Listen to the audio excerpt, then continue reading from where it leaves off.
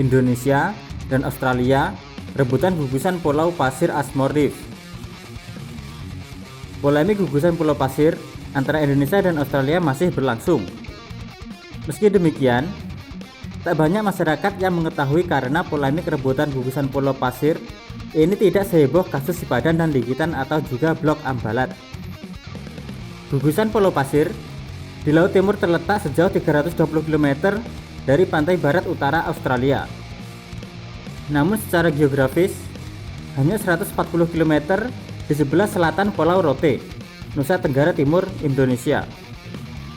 Berdasarkan sejarah, sebelum zaman kolonial, gugusan Pulau Pasir yang kini disebut Ashmore Reef sebenarnya merupakan bagian integral dari bangsa Indonesia.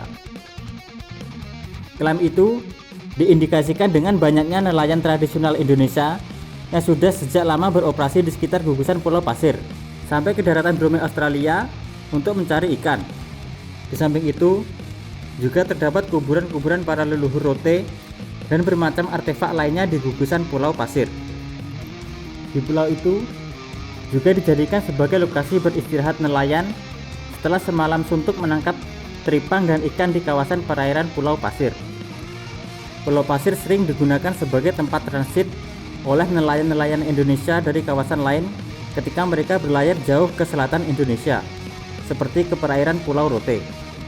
Namun, semenjak dilakukan ada nota kesepahaman MOU antara Indonesia dan Australia pada tahun 1974, Australia justru langsung mengklaim bahwa Pulau Pasir itu miliknya. Hal ini merugikan Indonesia. Pengamat hukum internasional dari Universitas Nusa Cendana Kupang, Taidus menilai bahwa ada kesalahan yang dilakukan oleh pemerintah Indonesia pada tahun 1974 saat ada MOU tersebut.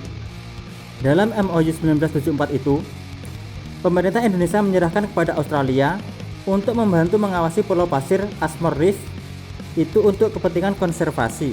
Jadi, secara tidak langsung, saat itu Indonesia menyerahkan Pulau Pasir itu kepada Australia. Hal ini yang kemudian menjadi masalah hingga saat ini.